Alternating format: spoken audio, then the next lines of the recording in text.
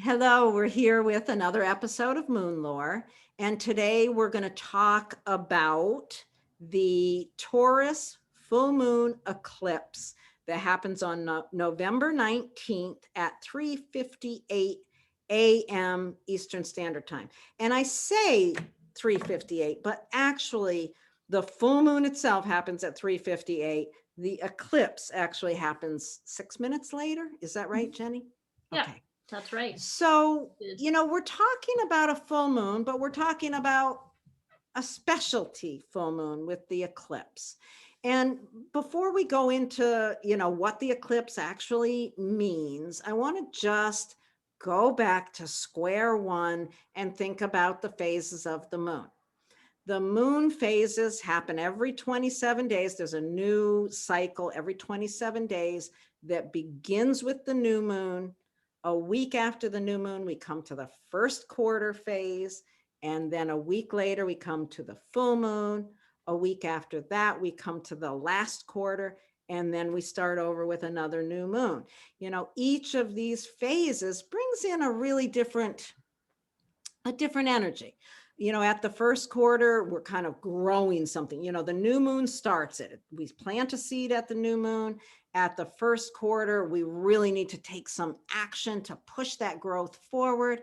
At the full moon is really a time of reevaluation, a time of clarity. You kind of see how far things have come, and yet there's a little window there where you can adjust. And then at the last quarter moon, you're beginning the process of releasing in order to prepare for the next new moon. That's a real quick, simple explanation of the phases of the moon. So here at this full moon, because it's an eclipse, how does that make it different? Do you want to talk about that, Jenny? What? No. Yeah. Let's see. Well, when we come to eclipse season, what we're really talking about is the alignment between the sun and the moon and the earth, that they kind of line up in a more precise way. And so what it does, yeah, it kind of goes in a line, exactly. So with a lunar eclipse, what we're really looking at is the sun shining a light so that it casts a shadow on the moon. So it shines on the earth, and then the earth's shadow is over the moon. The earth's shadow is called, or part of it's called the penumbra, and that penumbra is very reddish in color. So that's why we see our lunar eclipses is pretty, they kind of look reddish and smoky. They're very mysterious looking, but you're really looking at the earth's shadow when you see that. So that's what it is from the astronomy point of view. I would say, and you can correct me if I'm wrong, but there's a little bit of debate about what eclipses mean. They mean this, they mean that. But really, it really is a time to kind of, well, I was just reading something Laurie wrote about stepping back and just witnessing what comes up and seeing what comes up in that time frame. I totally agree with that. I think that's a great way to think about it. And I also think about it as a time to think about closing doors rather than worrying so much about what new doors are you opening. So it's a little bit like having to look back at what is kind of hidden in the shadows a little bit. And so instead of seeing this bright, shiny moon that we normally see at a full moon, having it be slightly occluded kind of brings in this idea of like, what's kind of hidden there? What do we need to look at? What are we missing? So those are some of the things I think about. Yeah. What about you? Do you want to add into that? Well, there's the whole idea that these eclipses, you really want to look. You really want to look at your own chart. And you really want to pay attention to the house that the eclipse happens in. And you want to pay attention to how close the actual eclipse is to any of your personal planets. People talk like the eclipse is going to change everything in your life. And in my experience, I have not experienced that. However, I think people who were born near an eclipse are a lot more sensitized to these things. And when we open the chart, I'll kind of talk a little bit about how you can know if you were born at or very close to an eclipse. And also, if you have a planet, one of your personal planets that is going to show up. This eclipse, this full moon eclipse is happening at 27 degrees of Taurus. If you have a planet, a personal planet, your sun, your moon, your Venus, right around that degree, you know, within 2-3 degrees of that, then I think you really can pay attention and expect some big change in that area of your life regarding the energy of that planet. I guess that's Yeah. how I would think of it. Yeah. If you've got nothing near that degree, yeah, pay attention to the house it's in, though, Yeah. because that's where any change will happen. Yeah, I think that's a really good point, because that's kind of where the mundane astrology meets the natal astrology. And both Lori and I are big fans of natal astrology and of using the stuff in your own life, in your personal life, and understanding it there. And I think it's absolutely true. It's like your sensitive points in your own chart are what's going to show up for you. So that's a plug for consult your local astrologer. Yeah. We'll talk about that at the very end of this video. The only other thing I want to add is that anytime we talk about a full moon, we're going to be talking about a polarity, because you're always talking about the sun being exactly opposite in the sky from the moon. And I mean, that's why you can see the moon in the sky, because the sun is shining on it from opposite. Right. So that means we are in Scorpio season, and at the end of that season, and the sun is getting ready to transition to Sagittarius. So we're going to be we're mostly focusing on where the Taurus moon falls, but we're going to touch on a little bit of the Scorpio piece as well. So absolutely. Yeah. Okay. Do you want to share that chart, and we'll take a look at what is actually happening? So let's think about, okay, I want to draw my little lines on here, because that's the fun part, right? Yes, do. For you. Okay. Yeah. So here we've got the moon in Taurus, 27 degrees. And here, whoops, I can't even make a straight line, can I? And here is geez, I'm having a little struggle here. Maybe I'm going to have to make you do it. What? Yeah. No, I can't let you have the fun. Okay. So there's the opposition, 27 degrees Scorpio down here, 27 degrees Taurus up here. Now, yeah, look at your own chart. This is showing the chart of the exact moment it happens in the Eastern time zone. So we've got Libra rising. Your chart, if you have Libra rising, this would be the polarity, the 8th house and the 2nd house. But if you've got a different rising sign, that polarity is going to change. So look for where that is in your chart. And now let's talk about Taurus and Scorpio, Jenny. What do you have to say about that polarity? Let's see. Well, it's interesting because just starting from the most obvious thing, they are both what I would call yin signs. They're both receptive signs. Scorpio's water, moon is earth. So we're dealing with something with a more inward focus, just to start off with. In a short way of putting it, I guess, Taurus is very much about the tangible, the earth. It's right here, it's practical, it's solid, you can reach out and touch it. In a lot of ways, it refers to your connection to the body or sensuality. Right. And then Scorpio is the opposite of all those things. It's not tangible. It's water and it's mysterious. And Scorpio in particular has the ability to really penetrate down below into the subterranean caverns. So there's a real downward motion to that Scorpio water. And it's also where Taurus refers to the body and sensuality. Scorpio refers to the more mysterious parts in the sexuality of connection. So there's a few things. Yeah, they're both fixed signs, so they're both very fixed. They're both, you know, they hold space in a particular way. That's really interesting. And yeah, the sensuality, sexuality part, I think, is really, really important. You know, Scorpio goes so deep, like you said, you know, it's emotion. It goes into really deep emotion, and the moon goes into deep sensual, physical pleasure. And this goes into intense depths of emotion. You bring those together. It's a very sexual connection, Yeah. intimate connection, physically intimate connection, Mhm. those two. Yeah. That's Yeah. there's also I'm glad you brought up the fixed sign part, because there's a certain relentlessness to both of these signs in their own ways. Like Taurus is pretty immovable. It's kind of implacable. It's just going to stay there. It just wants to be quiet and silent and peaceful and like connected to the earth and immovable. And Scorpio can be relentless in its desire to penetrate and to go beneath the surface and go sort of really down into those depths. So that's something they have in common. And as part of the, I mean, it's funny because with polarities, there's always a little something they share, and then there's like the opposite ends of the spectrum. Yeah. Um, Yeah. I think of the polarities as two sides of the same coin. yeah. You know, they really are. They share a lot, but they go about it in a really different way.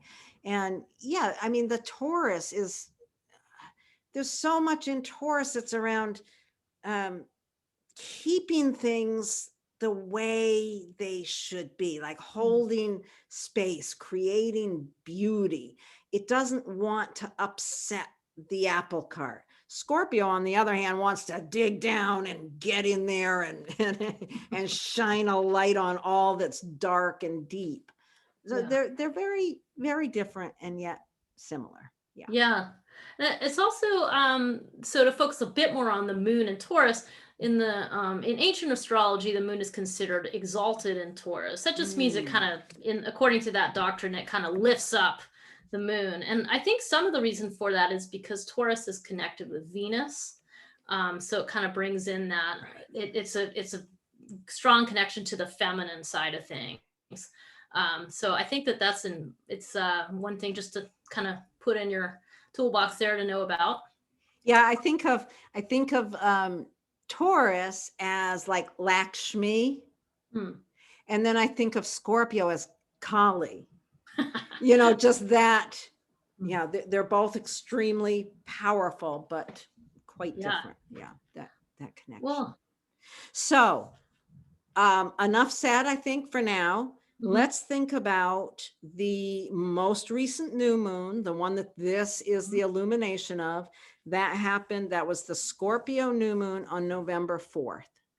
So, you know, if you think about that, if you did your little new moon ritual and planted a seed in that area of your life, and now here we are 2 weeks later, what has happened in the course of those 2 weeks? That's something that I think is really interesting to think about with any full moon, is that the moon was with the sun, and since then the moon has traveled this path all the way to here, which means that it has covered the territory of first Venus, then Pluto, Saturn, Jupiter, Neptune, Chiron, Uranus, and now it's here. I think of the moon along that path of kind of emotionally picking up the energies of all of those planets.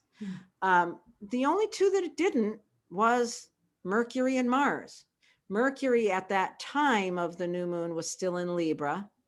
Mars was in Scorpio, I think, but it was sooner. It didn't. Yeah. Oh, that's right. That's right. That new moon was, the sun was at 12 degrees. It was right with Mars. So the moon had just passed Mars when that began. There was sort of that real Martian feel to that new moon. So, you know, what have you on a personal level picked up along the way? Where has your emotional level kind of in the last 2 weeks picked up these energies? And if you're looking at your own chart and you're aware of what houses the moon has traveled through, you can kind of, you know, feel that out and think about the moon traveling, the moon as your emotional nature traveling along that pathway. That's cool. Yeah. Thanks, Lori. Yeah. Okay. So, what aspects are made to this? That's the next question. And I think there's some great ones that you pointed out to me. This is Yeah. exciting. There's some cool I mean, probably the most obvious one is a square, don't you think? Like the square to Jupiter. Yes. So The Jupiter squares both Sun and Moon here at Okay, 24 so Aquarius. what I should have done is leave that. For some reason, my annotation tool is really being weird, and Wonky. I'm not going to use that as an excuse to turn it over to you because it's so much fun to do it. But yes, both the sun and the moon are squared by Jupiter. Yeah. So that just kind of makes it bigger. Let's just start with the simple designation. It puts stress on it. The square is a stress. Stress means growth. Right. Certainly it can mean stress, but it definitely means like move along. And Jupiter just makes everything bigger that it touches, right? Right. And Jupiter, Jupiter is considered the great benefic. So even when it is causing stress, it's not the kind of stress that, you're going to want to go to bed and put a blanket over your head. It's the kind of stress that you're going to want to spend too much money or overindulge in something. That's the kind of, yeah. Yeah, I was thinking when you're saying that, just like the stress of like when you're making a public presentation, but it's like the right thing that you need to do it, but it makes you nervous. So you're stressed, but it's great because it's blowing everything up. It's expanding your awareness or understanding. So yeah, there's that. And that's the only square to this.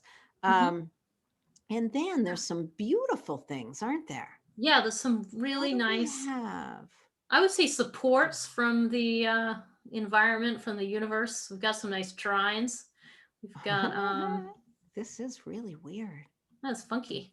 Yeah. Let's see. There you go. So moon trines Pluto. The Pluto sextiles the sun. Sorry if I'm jumping the gun there. And and there's the Neptune trine. Nice. So yeah, we've got trines and sextiles going on. Trines, I think of a trine aspect as a gift. So Pluto, since really what we're looking at is the moon more directly, that trine from Pluto to the moon is empowerment. A trine is a gift. And I think it's important to remember that. And in this moment of this eclipse, in this point of this eclipse, to think about where's the empowerment of what you're seeing with the illumination. Where is your vision being empowered? And you can look at, if you've got your chart open and you're looking this through, where is that coming from? It's coming from the house that holds Capricorn. Yeah, this is like being empowered to make adjustments in your emotional reactions, and especially in regards to your relationships, because we're looking at the moon in Taurus. So this is just being empowered to be free to take a look at that and be honest with yourself. And then Neptune, since I'm wanting to just look at the moon here for a minute. Yeah, no, do it. Neptune is sextiling that moon. And, a sextile aspect here, for those of you who haven't watched us a million times and don't know this, the red lines I use for oppositions and squares, which are challenging. And then the blue lines are for the easy aspects. The trines, which is a 120-degree aspect, is a gift. The sextile is a 60-degree aspect. And I think of that as an opportunity. You can ignore your opportunities, but they're there if you make the effort. With Neptune trining that moon, how would you think of that? Well, I think whenever I think of Neptune, I always think, go to the spa. But it is something about soothing that with the sextile. It's like an opportunity to really soothe ragged emotional struggles, or to really kind of chime in and jive with the Taurus aspect. Like just, taking a step back to take care of yourself a little bit, wrap yourself up in a blanket, or sit in a hot bath, or those are all things I think of, but from the emotional sense. Or, part of that is like let's get really creative, like the imaginative creativity, or it could be something like simple spiritual thing you like to do, you know, like just for yourself. I mean, Or there's a take number a of ways to walk in the woods. yeah. Yeah. So All those things that kind of, you know, the word spiritual is overused, I think. But those things that kind of just open us to a sense of wonder, a sense of connection, a kind of a boundaryless state. You think about being in water, how you kind of lose your edges. And mhm, I think that's one of the gifts of Neptune. So with this being a sextile, it really encourages us to bring that kind of energy to this. mhm. Yeah. Yeah, that's nice. I like thinking about that. Yeah, soothing the ragged edges. That's a nice phrase. Yeah, I like that. I Mhm, like that. That's nice. So, the thing that's interesting with these trines and sextiles, these are both um way outer planets. These are both generational planets. They're not personal planets. They're way out there. And their cycles have a lot to do with what's going on in the bigger picture. mhm. So, what, hmm, how can you soothe yourself and bring that empowerment in from these larger players? Mhm. Huh. Yeah. That's a question It to is it ask. is a good question to ask and Yeah. something to sit with. Yeah. But I think some of what we're referring to here is this kind of this bigger transpersonal picture going on here about what needs to shift, what needs to be transformed, what do we need to consider, like who else do we need to include our picture? I mean, I feel like as Americans, we get really focused on Americans. So what about the rest of the world? And then Right. what about the rest of the other beings that are here too, animals and plants and so on. So Neptune really is asking you to think about that much bigger picture and to be in a more Right. inclusive Yeah. state, because Yeah. ultimately Neptune refers to everything coming from one place. So this sort of Yeah. oneness. Yeah. And yeah, that doesn't work, when you're punching the clock and going to work per se, but nonetheless, it's there and it's in the background and it's knitting together behind the scenes. And so that's what I sort of see is like Pluto and Neptune creating this lovely like safety net and this flow, and things could change, and then the sun and the moon are kind of in this dance, and it's eclipse, so there's a shadow involved. It's not quite clear Right. on the more personal level. So that's kind of what I was thinking about. Yeah. I think a lot of this eclipse really is about just allowing yourself to see what's there and sitting with Mhm. it. I don't know. Yeah. It's an interesting one. Yeah. I mean, I talked a little bit about it when I was writing a piece for this. I talked a little bit about it as sort of seeing because that moon's slightly occluded, what is it suggesting? What thing is a little bit tucked in the shadows? It's not completely hidden. It's not completely blacked out. The moon is just sort of, it has a different hue, like a smoky hue. So in a way, it's an opportunity to look within a bit and see what is the thing that's just out of your reach, like that's just beyond the boundaries of what you're aware about yourself. And so it's kind of like reaching out a little bit to that and including that and thinking about what navigation correction is there here. Like, what is there something that you want to look at and shift just within yourself? That's kind of where I went with it. Yeah. Yeah. Um, That's great. That's fascinating. Okay, so I think we covered all of this. Do you want to do the individual pieces as well? sure. All right. What about you? Are you game? Sure, why not? Okay, we can do. Okay. Um, did you want me to start or? Yeah, why don't you start? All right. So if you have Aries rising, that means the Taurus full moon is going to fall in your second house. So this is referring to something is tucked away that regards money or self-worth Mm. issues? Mm. And then how can you stabilize your self-love by setting good boundaries with other people? Mm. That's bringing the polarity a little bit, the second half of that. Yeah, no, that's really good. Yeah. I think of, one of the things that I want to say about this is if you have Aries rising, this is going to fall in your second house because Taurus is your second house. And so there's always, that is how you manage money, resources, your self-worth by building calm, steadfast connections to money and resources. So this is, it's like, I like that idea of what's kind of hidden from your attention right now around, maybe you're not as steady in that area as you normally are. How can you work with the empowerment of Pluto to stabilize that? Yeah. Okay. Nice. Yeah, that's great.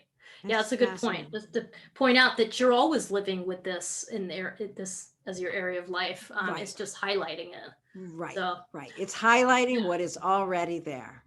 nice. So Taurus, if you have Taurus rising, that means this eclipse is falling in your first house. Mm. And this means that any sort of correction you're looking at is regarding your sense of autonomy and self-development. So there's something about committing to being more self-aware through the mirror of your relationships. Huh. Nice. Working the polarity like that. Yeah. I like that. I like that. And yeah, with Taurus there on that first house, it's really it's really important to you that you have a kind of an unflappable sense of, your personality, the way you express yourself has to maintain this kind of unflappable serenity. So, it highlights that and asks you to question it a little deeper. Yeah. Nice. So if you have Gemini rising, that means that this full moon eclipse is falling in your 12th house. So this is perhaps something about your struggle with suffering, like either your own suffering or seeing other people suffering. And what can you kind of tweak a little bit to adjust how you work with that? So that suggests this finding compassion through your mundane daily routines, like your regular practices. Nice. Nice. I like that. I was just thinking about it as kind of illuminating your own, that internal, with Taurus in that house, your unconscious you have to really teach yourself that stability in that area, that tranquility and inner tranquility is so important.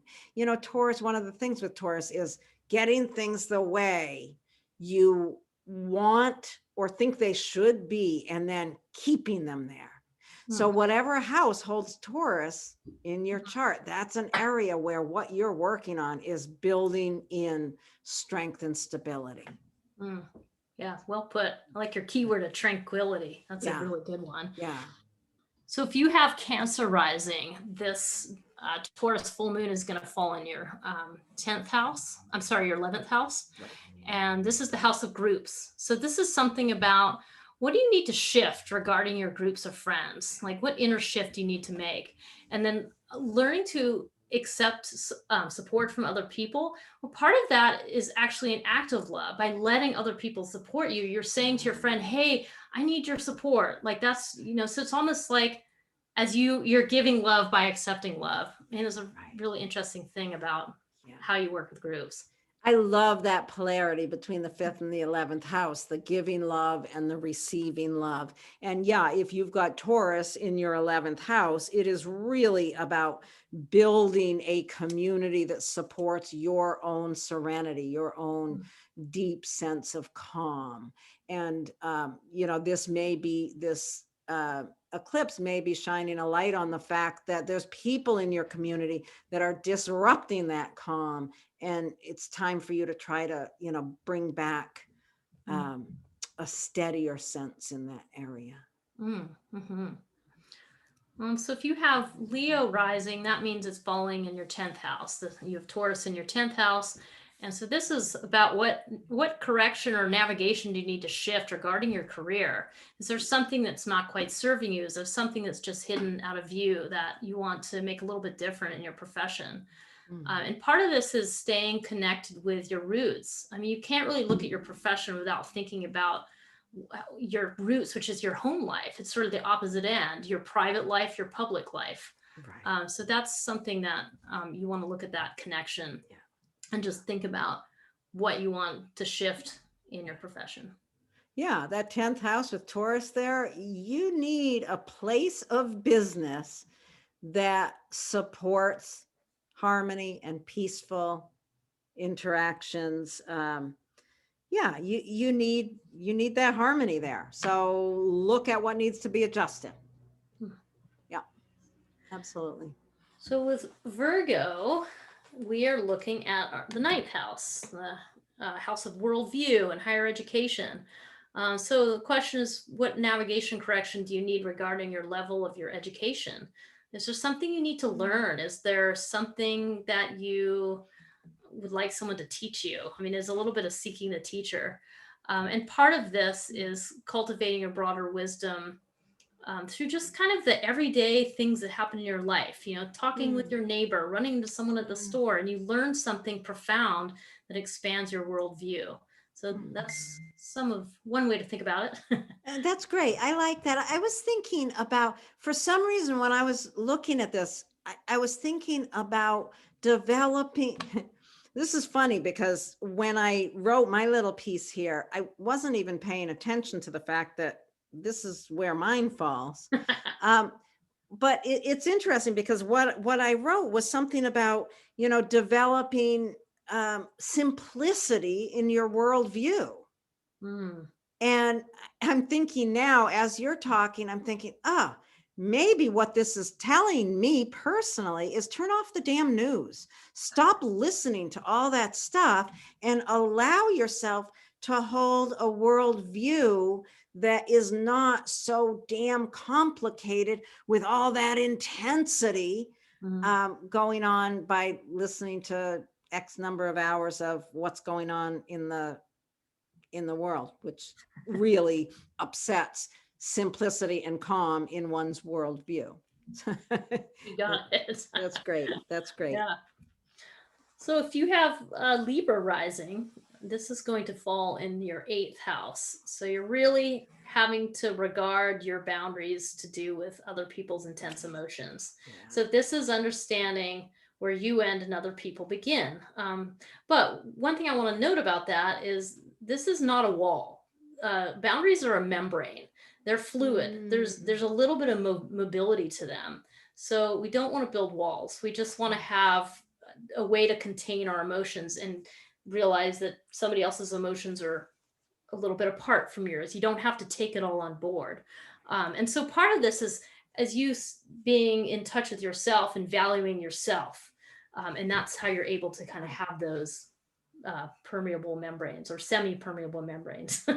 I love that. That's really nice. I was thinking of it in terms of, finding a way to kind of bringing quiet acceptance and lack of drama in the face of um other people's stuff, other people's baggage, that eighth house. Mhm. Just learning to hold it with that ease and simplicity and calm of Taurus Mm. isn't easy. Yeah. Although, Oh, of course, in that house, it's probably, yeah, it's a lot easier for people to have Taurus there, or they're working on it at any rate. yeah. Oh, that's nice though. Yeah, That's how you're able to help out your friend when they're going through really intense stuff. right. So Right. You can hold that steady lack of drama while they're spinning out. you got it. So we're back to the other side of the wheel here. So with Scorpio rising, this means that Taurus full moon eclipse is going to fall in your seventh house. So this is an opportunity to look at something that's tucked away a little bit that's tied in with your primary partnerships. And a great time to really when you have Scorpio on the first house, like to investigate your deeper feelings and embrace your natural autonomy and sort of celebrate that, and then be able to meet your primary partnerships, like because you're making a bit of a navigation correction. So Right. In a calm, quiet space. Yeah. yeah. That is really important to anyone who has Scorpio rising, finding that calm, that stability in the area of partnership is so important. So yeah, look for that. Try to create that. Yeah, lovely. Let's see. So with Sagittarius rising, you're going to be experiencing this eclipse in your sixth house. This is your daily habits and practices and your routines and your kind of day-to-day work life. So you want to sort of see what do you need to shift about this. Sometimes this could be a health thing, like something that you just need to make. Doesn't mean you need to go crazy, but can you just add a little something? Can you shift a little something, because you need to do this to keep yourself balanced and healthy. And you don't. There's a sense of like you don't have to know everything or control everything. There's a little bit of like trust the larger processes of life and just do your routine. No. Right. Yeah. Yeah. Finding those steadfast routines that really help to keep you in that Taurus space of beauty and calm. And, maybe it's bringing some sort of creation of beauty into your day-to-day life. There could be Nice. something along those lines there as well. Yeah, lovely. It's great. So if you have Capricorn rising, that means that this Taurus full moon is falling in your fifth house. And this is something about shining a light on something that's regarding your ability to take risks and unconditionally give love. So those two things are tied together. And part of this is find accomplices to participate in your radical acts of love. So whether that's your creative projects or just sharing your love with somebody that you're very fond of, and being unconditional about it. There's a number of ways to look at that, but that's what you're working on. Yeah, I love that you brought up taking risks. I always forget about that with the fifth house. The fifth house is so much about how we give love, but yeah, there's also that element of taking risks there. Well, we have to take a risk to show love, to give love, or and when I think about that fifth house, it's the old time astrologers called it the house of children, love affairs, and creativity. I mean, these are the places where we most give of ourselves. And anytime you're giving of yourself on that level, yeah, you're taking a risk. I'm really glad you brought that in. And, that fifth house with Taurus there, it's about, it's really, you're really bringing beauty into the equation of how you give love. And that can be such a wonderful placement for any kind of creative endeavors. But yeah, how do you need to adjust that area to bring in more of the steadfast calm to that area? That's nice. That's very nice. Lovely. Let's see. So if you have Aquarius rising, we're looking at the fourth house. That lunar eclipse is going to fall in the fourth house of home and family. And so it's something about, is there a little shift? Is there something you need to be aware of that you've been ignoring that ties in with your home life? This also could be tied in with something a bit further back, like your lineage. Or even your ancestral line, something to do with not just your immediate family, but possibly your parents, grandparents, and on back. Right. So that's something to think about. And I don't know, I always think about, to do this, you got to tap into a little bit of your more public life. Like it's kind of like you need a break from the private life. So you can go out, but there's still things to learn. There's still things that you learn in that public life that sheds light on your private life. So they kind of work together. So maybe you have to go get the information from, I'm not even sure how I'm thinking about this, but I was thinking as you were talking about that, the lineage, I'm thinking, start really digging into your lineage, track down your family tree and really working on that. But yeah, Yeah. with Taurus there, your family of origin, you really, it's so important to you that you develop that that calm, that beauty, that steadiness of Taurus in that area. If you're living in a home environment that is very chaotic, it's going to be really difficult for you. Mhm. So, making any adjustments to calm the family down, or, creating beauty in your home. Bring Mm. flowers in, for goodness sake, at this eclipse. Fill your house with flowers. Buy a new painting to put on the wall. Yeah, Jupiter wants you to spend money here. So buy some artwork for your home. But Yeah. finding ways to create that beauty and harmony within that family Mm. space. Nice. I like that. And then Pisces rising is our final sign we're going to talk about today. This is going to fall in your third house. So with an eclipse in Taurus falling in your third house, you're going to be looking a little bit at your communication and learning. It could also tie into a relationship with siblings or close friends, can also be part of the third house designation.